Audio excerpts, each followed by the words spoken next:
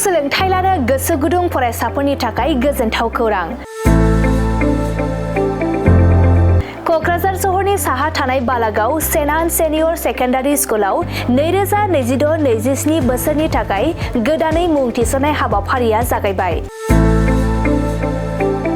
बे फरायसालियाव higher secondary थाखोआव आर्टस, कमार्स आरो साइन्स स्ट्रिमाव इंराजि मिडियामजों गोदानै मुं थिसननो हागोन।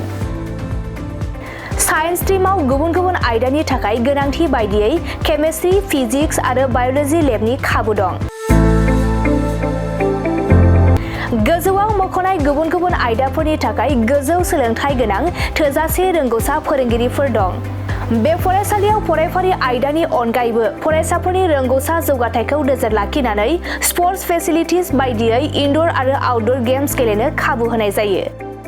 लाइब्रेरि फेसिलिटिज, वाइफाइनि फोनांजाब राहाजों इन्टारेक्टिभनि राहा आरो smart board classroom, air condition computer lab आरो बेजों लोगोसे माखासे फरायसाफोरनो रिमिडियेल क्लासनिबो खाबु होनाय जायो।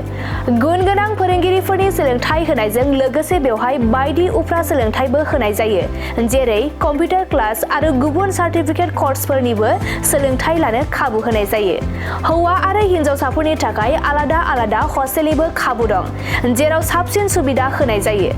जायफोर फरायसाफोरा गुन गोनां सोलोंथाइ लानो गोसो दं, नोंथांमोना क'क्राझार बालागावआव थानाय सेन्ट आन्स फरायसालिमायाव मुं थिसननो हासिगोन।